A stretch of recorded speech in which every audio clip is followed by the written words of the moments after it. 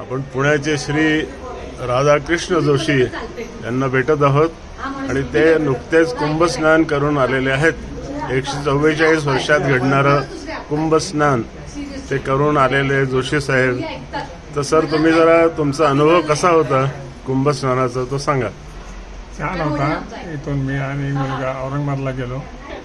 इथून माझ्या 2 मुली आणि मुलगा आम्ही सर्वजण टॅक्सीला याला गेलो प्रयागराजला। तिथे 9 तारखेला पोहोचलो।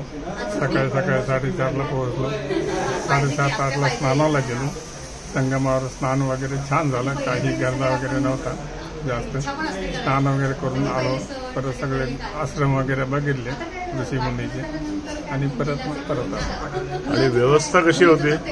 यात्रा खूप आहे, परंतु सगळं विभागून आहे। सगळे याच्यावर घाटावर सगळे वेगवेगळ्या ठिकाणी आहे। खूप यातनं हे आहे,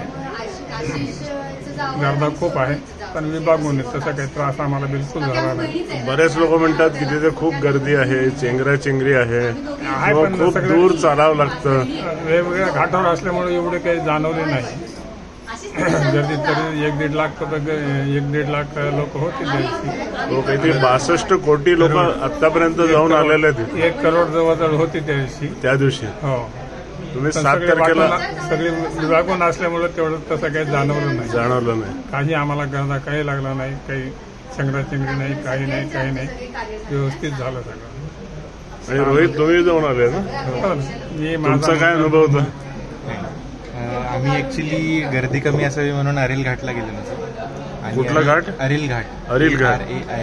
ओके। आणि अरेल घाटवरून बोट करून आम्ही त्रिवेणी संगमला गेलो। ओके। त्याच्यामुळे गर्दी आम्हाला कमी लागली। प्रयागराजमध्ये घाटाच्या म्हणजे संगम घाटाच्या बाजूने गर्दी फार जास्त होती, पण अरेल घाटला कम्पॅरेटिव्हली गर्दी फार कमी होती। अरेल घाट? अरेल, ARAIL, अरेल। ओके। माझ्या मते नरेंद्र मोदी सुद्धा तिकडूनच बोट करून गेले। ओके। कारण इकडच्या साईडला गर्दी कमी आहे। ते लोक म्हणतात की असं 25-25 किलोमीटर चालत जावं लागतं। तर ज्या वेळेला फार जास्त गर्दी असते त्यावेळेला शहराच्या बाहेरूनच रांगा लागतात चालायला। ओके। तुम्हाला त्रिवेणी संगमला जाण्यासाठी, संगम घाटावरती जाण्यासाठी गर्दी लागते। ओके। पण अरेल घाटला कमी गर्दी आहे त्या तुलनेमध्ये। आणि अरेल घाटला जाण्यासाठी रिक्षा, 2 व्हीलर्स वगैरे पण मिळाले आम्हाला।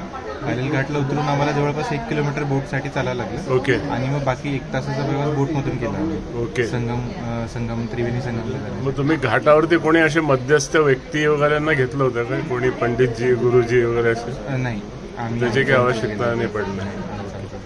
आणि जोशी साहेब, तुम्ही आधी कधी गेलेले आहे का प्रयागराजला? एकदा जाऊन आलो मी। म्हणजे साधारण किती वर्षापूर्वी? 15 वर्ष झाले असतील। तुम्हाला काही फरक जाणवला का तुम्हाला? यात्रेमध्ये जाऊन आलो। फरक जाणवला का प्रयागराजमध्ये पहिले आणि आता? काही फरक असा जाणवला का? माझा पहिलाच प्रवास होता। तुझा पहिलाच प्रवास होता? छान वाटलं। ओके। सो तुमच्या दोघांचे मी आभार व्यक्त करतो। Thank you so much. थँक्यू। धन्यवाद। आणि आता आपण YouTube वरती हा व्हिडिओ लवकरच बघणार आहोत। Thank you so much.